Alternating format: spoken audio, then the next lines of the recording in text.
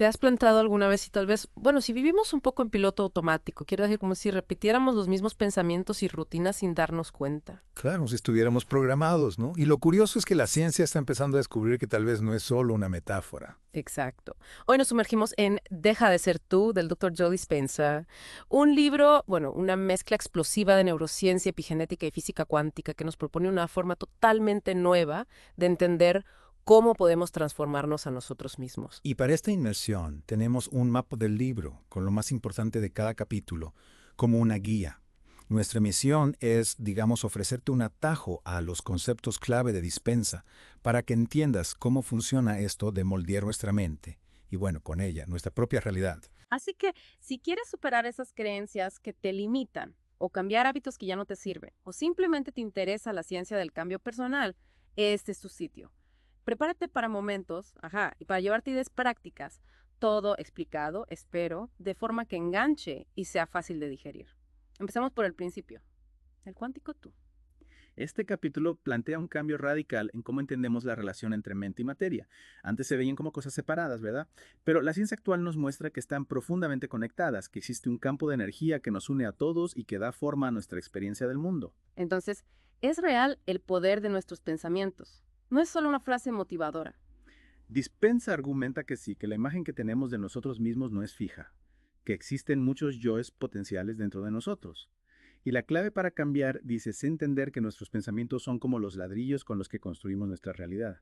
No basta con querer cambiar, hay que entender cómo funcionan esos ladrillos. ¿Y cómo encaja la física cuántica en todo esto? Recuérdame qué descubrimientos de Einstein sentaron las bases para esta nueva visión. Pues Einstein, con su famosa ecuación, demostró que energía y materia son dos caras de la misma moneda. Y la física cuántica fue aún más lejos, revelando que a nivel subatómico, las partículas no tienen una existencia fija hasta que son observadas. Es decir, nuestra conciencia, el simple hecho de observar, parece estar ligado a cómo se manifiesta la realidad. Mente y materia ya no son compartimentos estancos. Entonces, si yo pienso en algo con mucha fuerza, puede influir en lo que me rodea. Hay investigaciones que sugieren que sí. Cuando enfocamos nuestra intención con mucha claridad, combinándola con una emoción potente, enviamos una señal a ese campo cuántico del que hablábamos. Es como si nuestras intenciones actuaran como un imán, atrayendo las posibilidades que vibran en la misma frecuencia. Y Dispensa insiste mucho en practicar la gratitud, incluso por cosas que aún no han pasado. ¿Cómo funciona eso? La idea es practicar la gratitud ahora por algo que quieres experimentar en el futuro. Al hacerlo, cambias tu estado interno en el presente. Es decir, alineas tus sentimientos y pensamientos con esa realidad futura que anhelas. Y al vibrar en esa frecuencia de agradecimiento, te conviertes en un imán para esos resultados. Es como si le dijeras al universo, esto ya es mío y estoy profundamente agradecido. ¿Y qué papel juega esa supuesta inteligencia universal que se menciona? La propuesta es que existe una inteligencia fundamental, digamos una conciencia cósmica, que responde a nuestros pensamientos y emociones. Al conectar con esta inteligencia, se abren posibilidades que van mucho más allá de lo que podríamos imaginar a partir de nuestras experiencias pasadas. Claro, para poder conectar con todo esto entiendo que hay que dejar atrás el pasado, ¿verdad? Ese es el reto para muchos. Para interactuar con el campo cuántico y abrirnos a experiencias nuevas, necesitamos soltar el lastre del pasado, las viejas historias y las emociones enquistadas que nos mantienen en una realidad que ya no deseamos. Vale, y hablando de cosas prácticas, se sugiere establecer una intención clara cada mañana y alinear conscientemente nuestros pensamientos y emociones con ella a lo largo del día. ¿Qué tipo de cambios podríamos empezar a notar? Pues mucha gente que lo practica reporta más sincronicidades, esas coincidencias que te empujan hacia tu objetivo. También una mayor claridad mental, una sensación de propósito más definida y en general más facilidad para detectar y aprovechar oportunidades.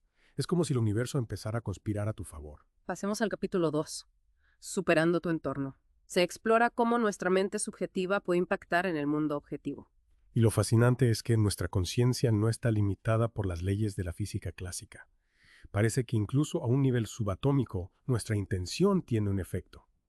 Esto nos hace pensar en el poder real de nuestros pensamientos para moldear no solo nuestra experiencia interna, sino los eventos de nuestra vida. Y hay una analogía muy gráfica para describir cómo nos quedamos atrapados en las mismas experiencias, ¿verdad? Sí, la del hámster en una rueda. Si repetimos los mismos patrones de pensamiento y emociones, recreamos las mismas experiencias, un círculo vicioso. ¿Y cómo podemos salir de esa rueda para lograr un cambio significativo?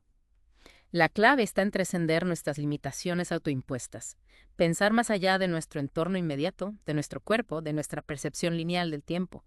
Para cambiar de verdad, debemos visualizar una versión ideal de nosotros mismos, independiente de nuestras circunstancias actuales. Y aquí entran en juego nuestros recuerdos, cómo influyen en la configuración de nuestro cerebro. Nuestras experiencias pasadas dejan una huella física en el cerebro, creando redes neuronales que se activan automáticamente ante situaciones similares. Esto hace que pensemos y reaccionemos basándonos en el pasado, lo que, como decíamos antes, perpetúa nuestra realidad. Esos patrones repetitivos forman lo que llamamos hábitos neuronales, ¿no? ¿Cómo se consolidan? La repetición constante de pensamientos y acciones fortalece esas conexiones neuronales, creando surcos mentales que refuerzan una identidad basada en lo que ya conocemos. Es como si el cerebro se pusiera en piloto automático, respondiendo a los estímulos de forma predecible. Entiendo. Entonces, para crecer y evolucionar, lo primero es darnos cuenta de esas rutinas automáticas. Exacto. El primer paso para cualquier cambio es la conciencia. Observar nuestros patrones de pensamiento, nuestras reacciones habituales y entender cómo nos mantienen en la misma realidad. Sin esa conciencia es muy difícil cambiar de rumbo. Y para crear una nueva realidad personal, se necesita cambiar nuestra personalidad a un nivel profundo. Sí. Nuestra personalidad se define por cómo pensamos, actuamos y sentimos. Para crear una nueva realidad diferente a la actual, hay que cultivar una nueva personalidad, con una visión de quién queremos ser, independiente de nuestras circunstancias. Se mencionan figuras como Gandhi o Martin Luther King Jr. como ejemplos de quienes lograron superar su entorno. ¿Qué podemos aprender de ellos? Estos líderes demostraron un increíble poder de la visión. Se mantuvieron firmes en sus ideales, incluso frente a la oposición y condiciones adversas. Su compromiso con sus sueños moldeó la realidad de millones. Nos enseñan que una visión clara y una convicción profunda pueden trascender cualquier obstáculo. Luego se introduce la idea del ensayo mental. ¿En qué consiste y por qué es tan poderosa? El ensayo mental es imaginar vívidamente una acción una y otra vez. Y nuestro cerebro no diferencia completamente entre una experiencia real y una imaginada vívidamente. Al ensayar mentalmente, creamos nuevas vías neuronales, como si le dijéramos al cerebro, esto ya lo hemos hecho. Y luego en la realidad, la respuesta es mucho más natural. Se da el ejemplo de ensayar mentalmente un discurso con confianza. ¿Cómo nos ayuda esa imaginería cuando llega el momento de la verdad? Al visualizarte dando ese discurso con confianza, sintiendo la calma, estás activando las mismas áreas del cerebro que si estuvieras realmente en esa situación. La repetición mental fortalece esas conexiones asociadas a la confianza y reduce la activación del miedo. Así, cuando llegue el momento, tu cerebro estará preparado para responder con confianza. Pasemos al capítulo 3, superando tu cuerpo. Se profundiza en la conexión bioquímica entre pensamientos y cuerpo. Lo que se revela es la danza entre mente y cuerpo. Cada pensamiento desencadena una reacción bioquímica en el cerebro, liberando neurotransmisores que le dicen al cuerpo cómo responder. Un circuito de retroalimentación entre pensar y sentir. Se habla de neurotransmisores, neuropéptidos, hormonas. ¿Puedes explicarlo un poco? Los neurotransmisores son mensajeros químicos que permiten la comunicación entre neuronas. Los neuropéptidos, señales que le dicen al cuerpo cómo sentirse. Y las hormonas, que influyen en nuestros estados emocionales. Un sistema complejo, pero muy bien orquestado. Y todo esto forma el ciclo de pensar y sentir, que moldea nuestra autoidentidad. Exactamente. Pensamientos que activan circuitos en el cerebro que llevan a emociones. Esos sentimientos a su vez influyen en los pensamientos, creando un ciclo que con el tiempo moldea nuestra forma de ser, nuestra identidad. Y cuando esos pensamientos y sentimientos se repiten, se vuelven hábitos automáticos, ¿no? Sí. Los pensamientos y sentimientos repetitivos crean un estado memorizado de ser, tan arraigado que las personas a menudo aceptan rasgos negativos como verdades sobre sí mismas. Este ciclo perpetúa comportamientos habituales, incluso los que nos perjudican. Se diferencia el control consciente de la influencia del subconsciente. ¿Por qué es clave entender esto? La mayoría de nuestros comportamientos se estima que hasta un 95% provienen de hábitos subconscientes, programas que se ejecutan automáticamente. Por eso el cambio consciente a veces es tan difícil. Estamos tratando de modificar patrones muy arraigados. Es como intentar dirigir un barco que tiene el timón conectado a otro piloto automático. Y luego se habla del impacto de las emociones en la expresión de nuestros genes y el papel de la epigenética. Nuestras emociones codifican nuestras experiencias pasadas y pueden llevar a respuestas condicionadas que afectan nuestra salud física. La epigenética nos muestra que nuestro entorno emocional puede influir en la forma en que se expresan nuestros genes. Nuestros pensamientos y sentimientos pueden encender o apagar interruptores en nuestro ADN. Entonces, si cambiamos nuestros pensamientos y sentimientos de forma constante, podemos transformarnos a un nivel muy profundo. Absolutamente. Al cambiar conscientemente nuestros pensamientos y sentimientos, podemos alterar nuestros estados internos y enviar nuevas señales a nuestros genes, promoviendo la expresión de genes que favorecen el crecimiento personal y la salud. Y se insiste en cómo el entrenamiento mental a través del ensayo mental puede llevar a cambios fisiológicos reales. La visualización mental no es solo fantasía. Puede generar cambios fisiológicos medibles. Al practicar mentalmente una acción, enviamos señales a nuestros músculos y sistema nervioso. Hay estudios que muestran cómo atletas que practican mentalmente sus movimientos mejoran su rendimiento real. Se habla también de cómo el cuerpo puede volverse adicto a estados emocionales y la importancia de elegir pensamientos más grandes que cómo nos sentimos para romper con esto. El cuerpo busca la homeostasis, el equilibrio. Cuando experimentamos una emoción repetidamente, se acostumbra a la química de esa emoción. Puede desarrollar una dependencia, incluso si es negativa. Por eso cambiar a veces es incómodo.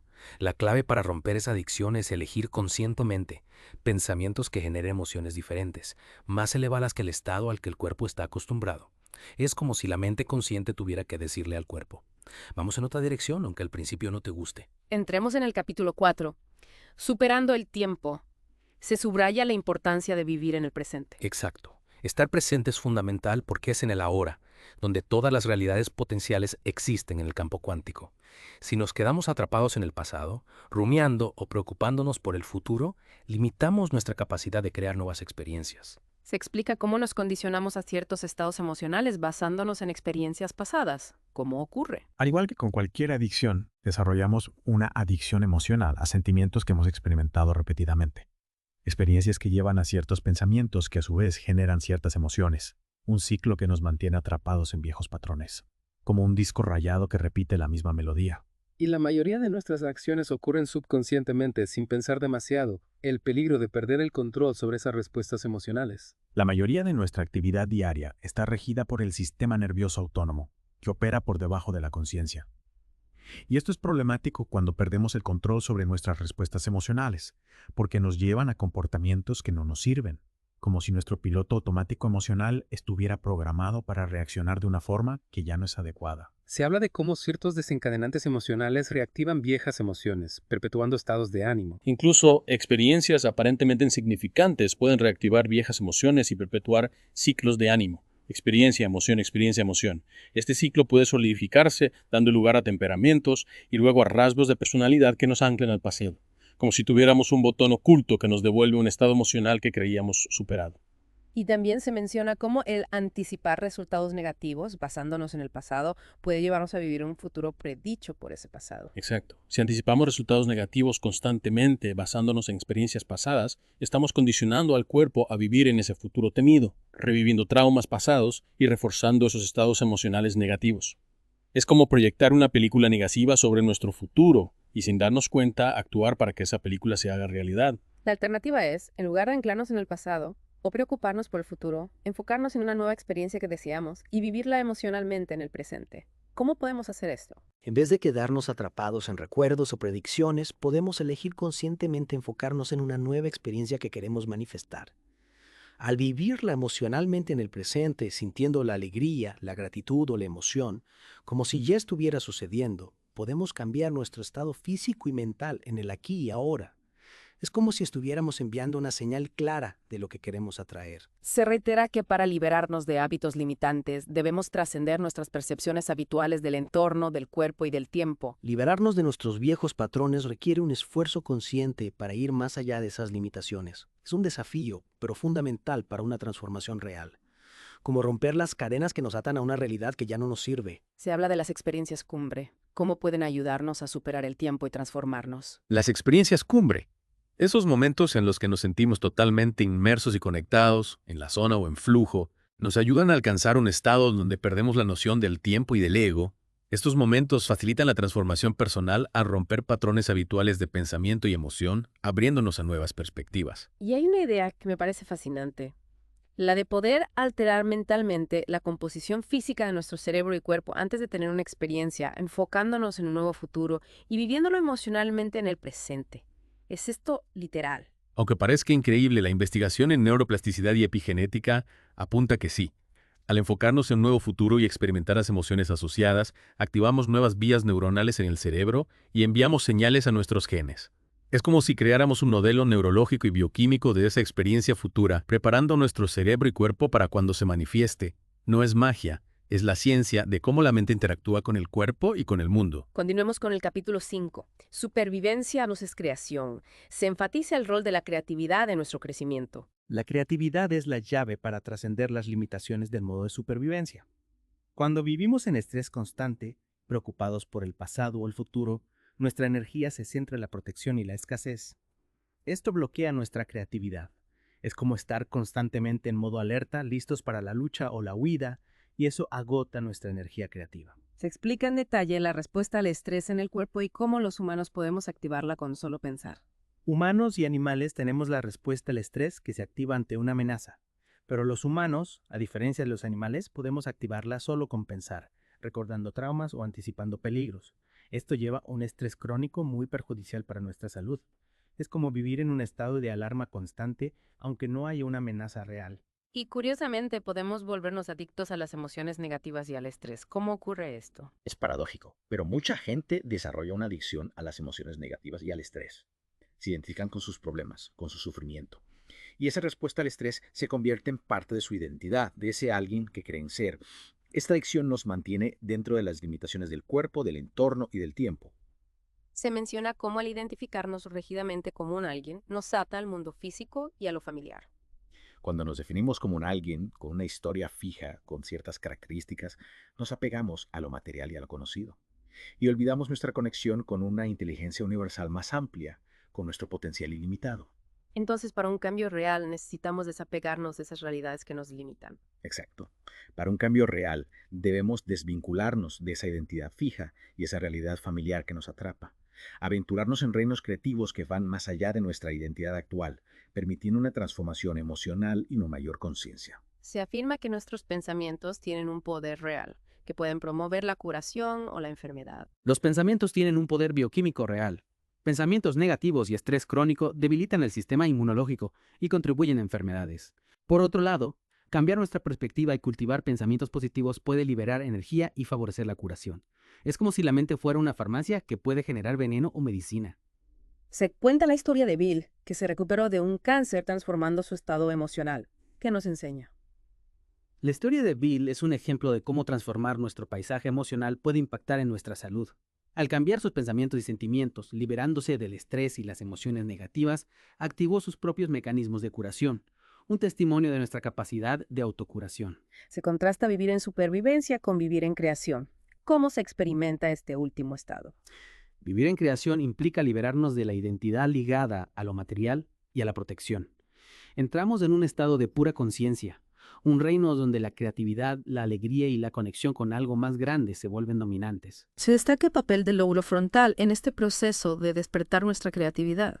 ¿Por qué es tan importante? El lóbulo frontal, la parte más evolucionada del cerebro, es fundamental para la creatividad, la autoconciencia y la imaginación.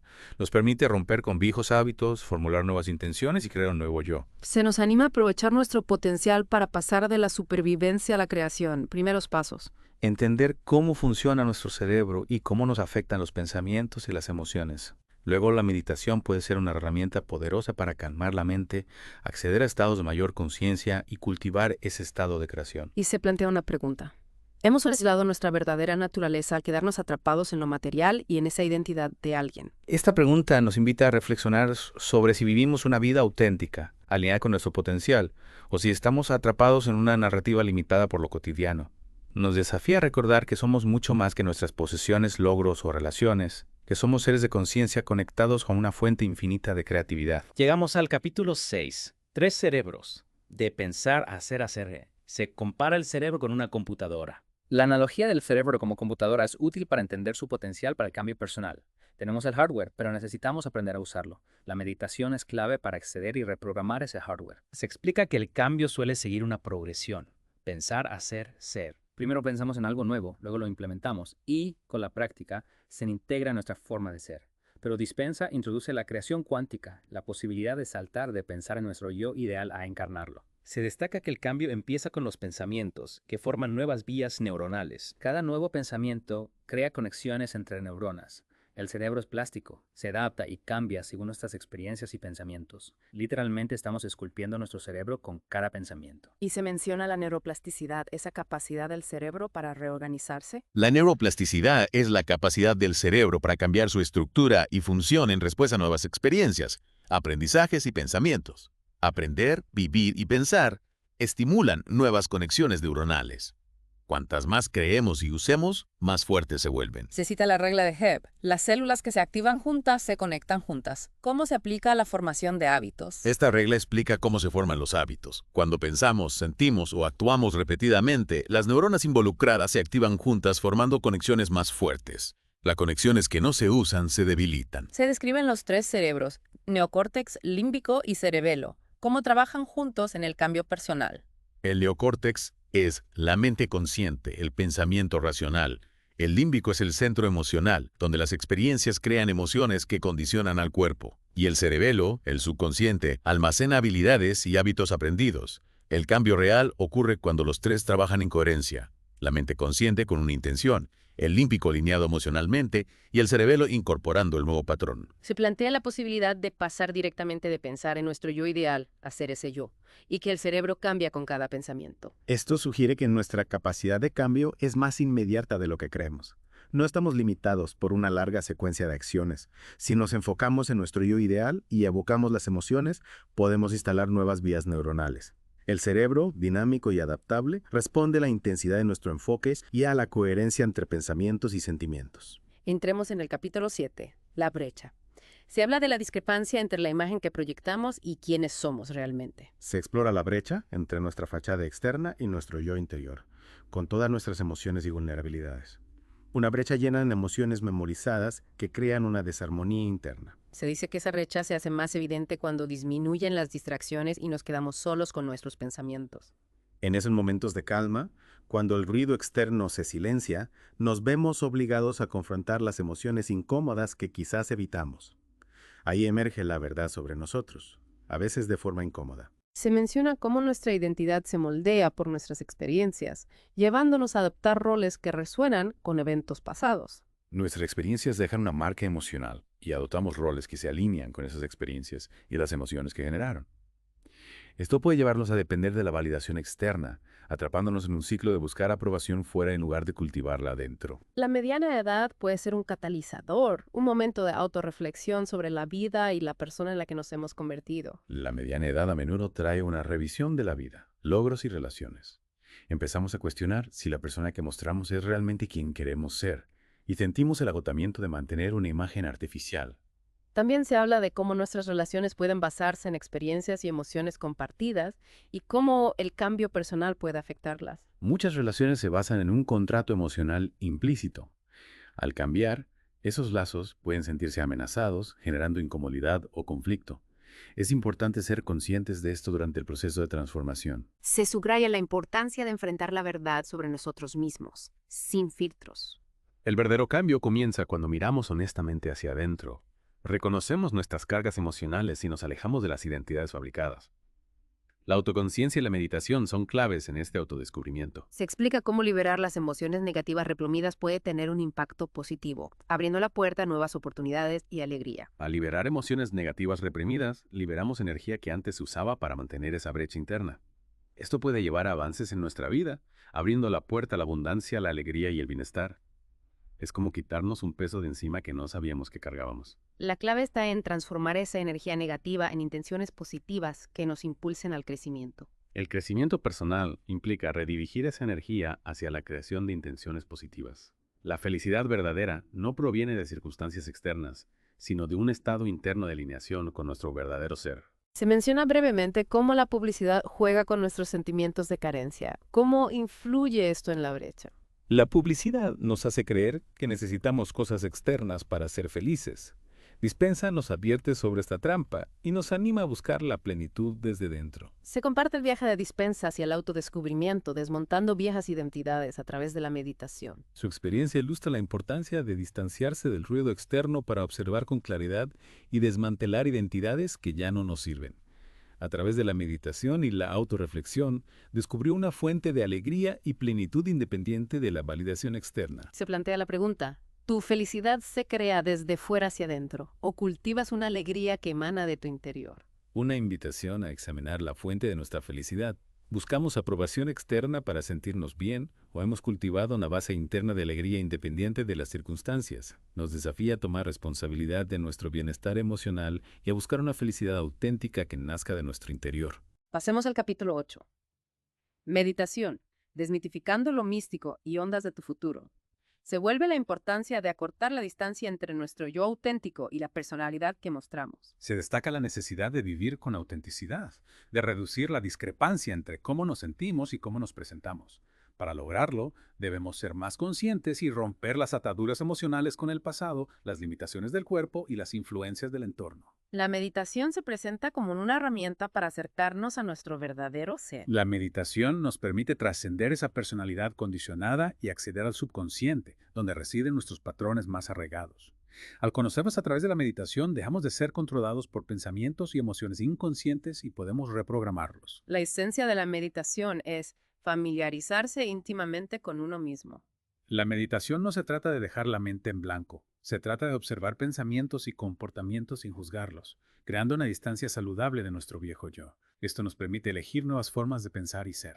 El primer paso para un cambio real es la decisión consciente de dejar de lado hábitos y patrones que ya no nos sirven. Para cultivar un nuevo yo, más auténtico, debemos decidir dejar de lado los patrones de pensamiento, hábitos y rasgos que ya no nos sirven. Es un acto de voluntad, un compromiso con nuestro crecimiento personal. Y luego, visualizar una nueva y mejor expresión de nosotros mismos. Una vez que decidimos que dejar atrás, nos enfocamos en la persona que queremos ser.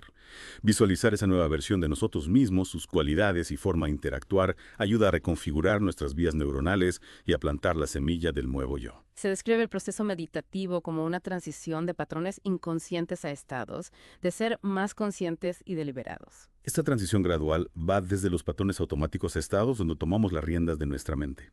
Implica desaprender viejos hábitos, modificar procesos de pensamiento y crear nuevas conexiones neuronales alineadas con nuestro yo deseado. Se habla de las frecuencias de ondas cerebrales, desde las beta hasta las alfa y zeta. ¿Cómo podemos cambiarlas para facilitar la meditación y la transformación personal? Nuestro cerebro opera en diferentes frecuencias de ondas cerebrales que se corresponden con diferentes estados de conciencia. Beta es la actividad mental normal, alfa es la relajación y zeta la relajación profunda.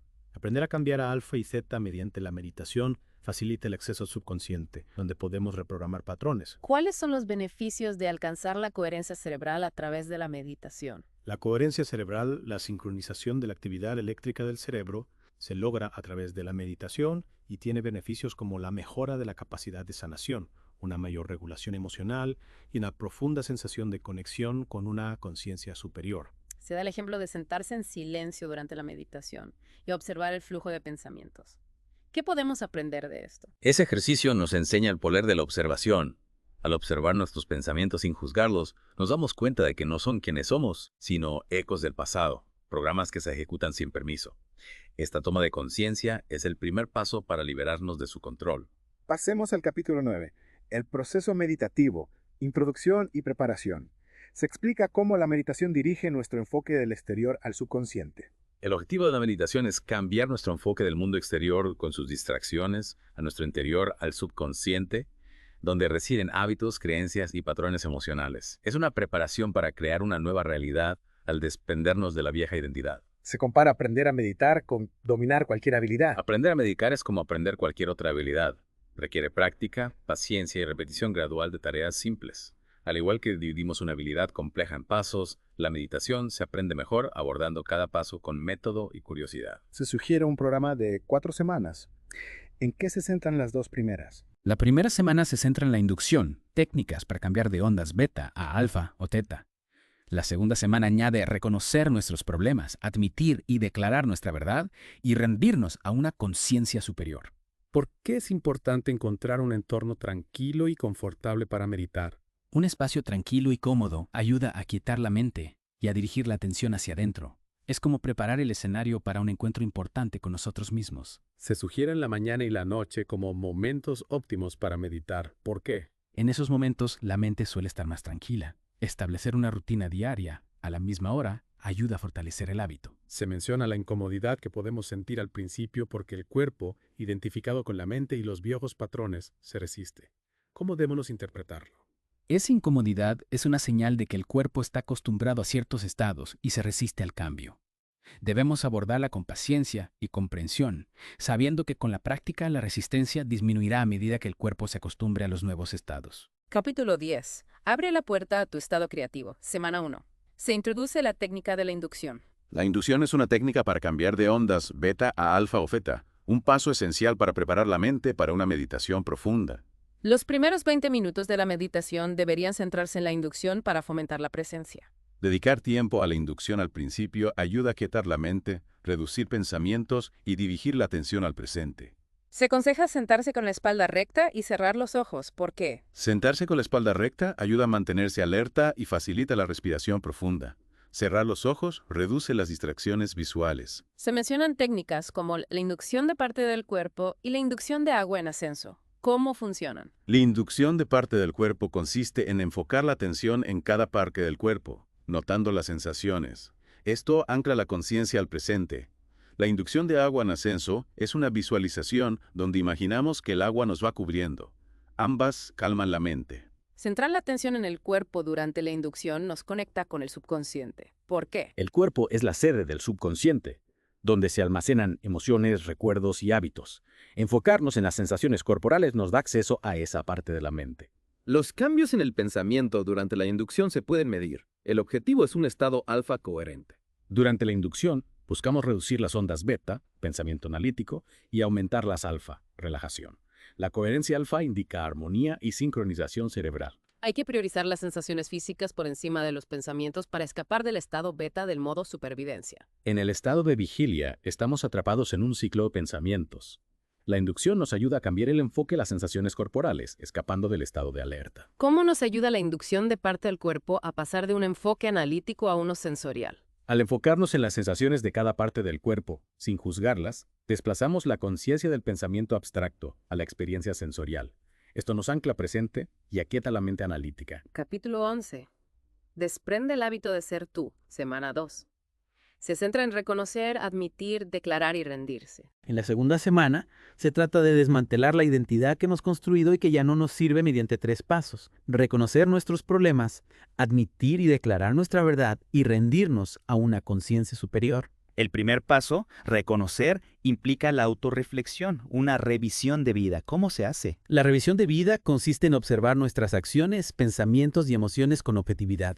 Nos hacemos preguntas sobre nosotros mismos y exploramos áreas donde queremos cambiar. La clave es la honestidad y la voluntad de vernos.